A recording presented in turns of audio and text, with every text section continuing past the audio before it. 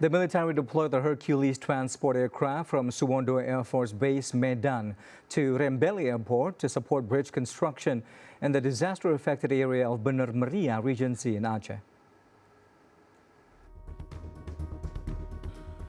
The Indonesian Air Force dispatched a C-130 Super Hercules aircraft from Suwondo Air Force Base in Medan to Rembele Airport, carrying 5 steel slings weighing approximately 6 tons to support bridge repairs damaged by the disaster.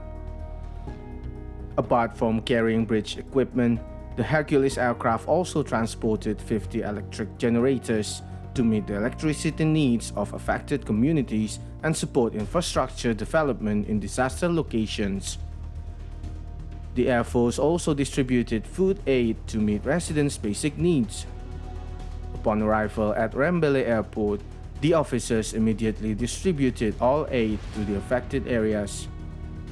The Air Force hopes these efforts accelerate infrastructure recovery and help resume community activities and mobility after the disaster.